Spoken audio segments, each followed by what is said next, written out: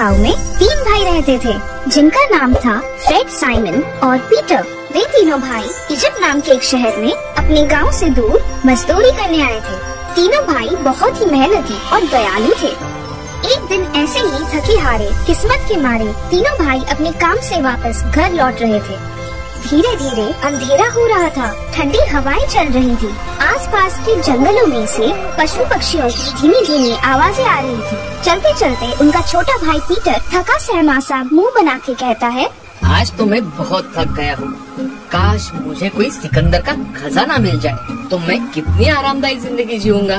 तिरछी नजर से अपने दोनों भाइयों की तरफ देखकर कहता है, हे भगवान, कहाँ फंसा दिया है तूने मुझे इनके साथ। तभी अचानक से उसे सड़क के किनारे कुछ चमकता हुआ दिखाई देता है। वो देखकर पीटर कहता है, अरे भगवान, आपने तो शायद मेरी कुछ ज्यादा ही सुन ली। भाइयों, वो रहा खजाना, भागो। पीटर के पीछे वो दोनों भी दौड़ने लगते हैं और वहाँ पहुंचकर देखते हैं तो उनकी आंखें खुली की खुली रह जाती है। अरे नहीं, सब्र करो भाइयों, भगवान भी कभी किसी की इतनी जल्दी सुनते हैं भला।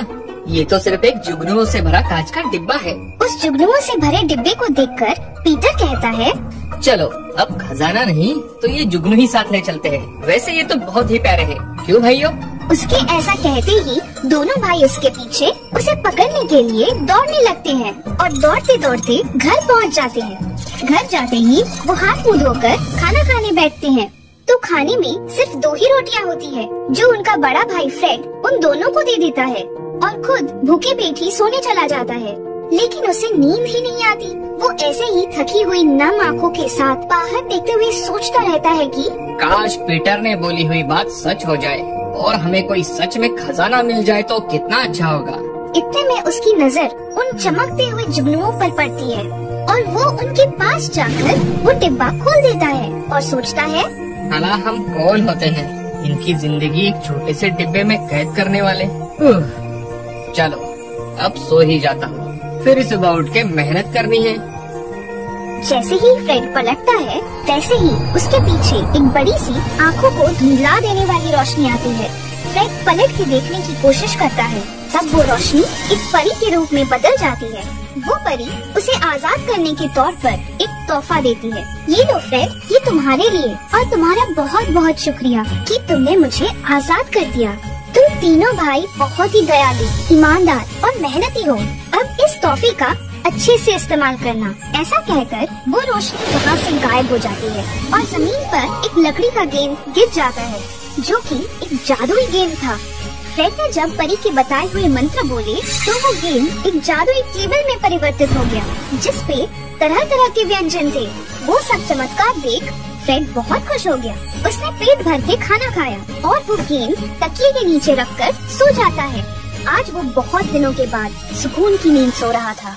लेकिन ये क्या, अचानक से उसके घर में 2 चोर घुस आए और उनके पास जो कुछ भी मेहनत से कमाया हुआ थोड़ा बहुत सामान था वो सब भी ले गए। अगली सुबह सूरज की कोमल रोशनी फ्रेड की आंखों पे पड़ती है और उसकी नींद खुल जाती है। जैसे ही वो यहाँ वहाँ देखता है तो चोरों ने पूरा घर सफाचट कर दिया था। वो हड़बड़ी में साइमन को जगाता है। साइमन भाई उठ, जल्दी उठ, ये देख ये सब क्या हो गया है। साइमन और फ्रेड दोनों तनाव में आकर अब क्या करें ये सोच ही रहे थे और यहाँ दूसरी ओर बेफिक्र पीटर अपनी प्यारी गहरी नींद में आराम से सो रहा था। पीटर उठ, जल्दी उठ, यहाँ चोर आकर पूरा घर खाली कर गए और तुम हो कि मस्त आराम से सो रहे हो। तीनों भाई मिलकर सोचते हैं कि अब उनके पास गांव लौटने के अलावा और कोई रास्ता नहीं है। ऐसा सोचकर वे तीनों अपने अपने काम पे चले जाते हैं। काम पर जाकर वे तीनों अपने अपने मालिक को सारी बातें बताते हुए उनसे विदा लेते हैं। साइमन एक मिल में काम करता था। जब वो उसके मालिक को सारी बातें बताता है तब उसका मालिक उससे कहता है, तुम बहुत ही मेहनती और ईमानदार इंसान हो, यही रुको, मैं तुम्हें कुछ इनाम में देना चाहता हूँ। ऐसा कहकर मालिक एक कपड़े की थैली लेके आता है और साइमन कुछ सोचे उससे पहले ही उस थैली की खासियत बताता है। और जैसे ही मालिक कुछ मंत्र बोलता है और उस थैली को थोड़ा हिलाता है तो उसके अंदर बहुत सारे सोने के सिक्के आ जाते हैं। साइमन अपनी हैरान आंखों से वो देखते ही रह जाता है। उसका मालिक वो थैली साइमन के हाथ में दे देता है साइमन अपने कांपते हुए हाथों से वो थैली पकड़कर कहता है, लेकिन मालिक, ये मैं कैसे ले सकता हूँ? मालिक साइमन के कंधे पे हाथ रख के उससे कहता है, ये तुम्हारी मेहनत और लगन का तोहफा है। इसे हमेशा जरूरत के समय इस्तेमाल करना। साइमन राहत की सांस लेता है और खुश होकर घर लौटता है। घर जाकर साइमन अपनी जादुई थैली और फ्रेड अपना जादुई गेंद लेकर अपने माँ बाबा के पास जाने के लिए जंगल के रास्ते निकल जाते हैं। रास्ते में वो पेड़ के नीचे आराम करने के लिए बैठते हैं और तभी फ्रेड जादुई गेंद का जादू कर उसे एक टेबल में परिवर्तित कर देता है और दोनों पेट भर खाना खाकर सो जाते हैं। ये सब एक ठग जो उस पेड़ के ऊपर बैठा हुआ था देख लेता है। जैसे ही उन दोनों की आंखें लग जाती हैं, मौका मिलते ही वो ठग उनकी जादुई चीजों को चुराकर वहाँ से भाग जाता है। धूप थोड़ी कम होते ही उन दोनों की नींद खुलती है और उनका सामान वहाँ ना देखकर वो दोनों दुखी मन से अपने नसीब को कोसते हुए वहाँ से निकल जाते हैं। यहाँ दूसरी ओर भी पीटर अपनी मालकिन और बाकी पशु पक्षियों से विदा लेकर गांव के लिए निकलता है। पीटर एक प्राणी संग्रहालय में काम करता था। वो अपनी धुन में गुनगुनाते हुए शाम की ठंडी हवा के मजे लेते चले जा रहा था। तब उसे उसके पैर में कुछ महसूस हुआ, जैसे मानो उसके पैजामे को कोई नीचे से खींच रहा हो। जैसे ही वो पीछे पलटकर नीचे देखता है, छोटी सी दुम हिलाता हुआ एक प्यारा सा कुत्ता उसके पीछे पीछे उसके पैजामे पे लटकते हुए चल रहा था। पीटर को उस पे दया आती है। वो उसे अपने बैग से एक रोटी निकाल के खिलाता है और अपने साथ उसे भी गांव लेकर जाने लगता है। पीटर ने उसका नाम मोती रखा।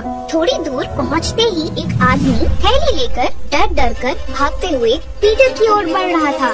तभी उस मोती ने उस आदमी पर छलांग मारी। वो आदमी अपनी बैग वहीं छोड़कर आगे भागने लगा। अरे मोती, ऐसे नहीं करते। क्या हुआ तुम्हें अचानक? हाँ, वैसे तुम भी तो हो मेरे जैसे ही शैतान। पीटर उस मोती को गोद में उठाकर उस आदमी को पीछे से आवाज लगाता है, अरे भाई साहब, आप अपना सामान तो लेकर जाइए। लेकिन तब तक वो आदमी बहुत दूर निकल जा चुका होता है। फिर क्या, मुफ्त में मिला हुआ सामान कोई ऐसे ही क्यों छोड़े? और ऊपर से ये तो हमारे पीटर भाई साहब थे, जो वैसे भी मुफ्त का खजाना पाने के सपने देखा करते हैं। पीटर ने वो सामान उठाया और देखने लगा तो उसमें उसे एक लकड़ी की गेंद मिली। अरे वाह मोती, ये देखो, तुम्हारे लिए एक गेंद भी मिल गया। चलो अब घर जाकर हम सब इसके साथ खेलेंगे। ऐसा कहकर वो घर पहुंच जाता है। घर पहुंचते ही मोती उसकी गोद में से छलांग मारकर यहाँ वहाँ दौड़ने लगता है और पीटर अपनी बैग में से वो गेंद उसकी तरफ धीरे से फेंक देता है और अपने माँ बाबा को आवाज लगाता है, माँ बाबा, मैं आ गया और देखो तो मैं अपने साथ किसको लेकर आया हूँ। उसकी आवाज सुनकर सब आ जाते हैं। उसे देख उसकी माँ कहती है, अरे मेरे बेटे, बहुत खुशी हुई आज इतने दिनों बाद सबको एक साथ देखकर, और तुम्हारा मोती भी बहुत प्यारा है। चलो अब सब हाथ मुंह धोकर खाना खाने बैठो। जैसे ही सब बैठते हैं, मोती अपनी गेंद उनकी ओर डाल देता है और वो गेंद घूमती हुई फ्रेड के पैर की ओर आ जाती है। फ्रेड उसे उठाता है और उस गेंद की ओर देखकर सोचने लगता है। तभी उसके पापा उसे कहते हैं, अरे बेटा, क्या हुआ? उस गेंद को देखकर इतना क्या सोच रहे हो? पापा, कहीं ये वही जादुई गेंद तो नहीं? उतने में साइमन की नजर उस जादुई कपड़े की थैली पर जाती है। वो उस थैली को देखकर बहुत खुश होता है और पीटर को जोर से गले लगाते हुए कहता है, भाई पीटर, तुम्हें ये सामान कहाँ से मिला? आज तूने जिंदगी में पहली बार इतना अच्छा काम किया है। पीटर धीरे से साइमन को दूर करता है और कहता है, हाँ, वो सब तो ठीक है, लेकिन आप मेरे सामान को देखकर इतना खुश क्यों हो रहे हो?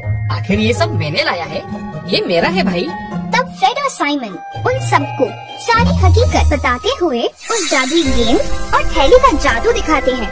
पीटर और उनके माँ बाबा ये सब देखकर हैरान रह जाते हैं। पीटर की आंखें तो खुली की खुली रह जाती हैं। वे सब बहुत खुश हो जाते हैं और भगवान को ये सब के लिए शुक्रिया करते हैं। अब तो आपको बताने की जरूरत ही नहीं है कि जब किसी को जादुई टेबल और पैसा देने वाली बैग मिल जाए तो उनकी जिंदगी कितनी बदल जाती है।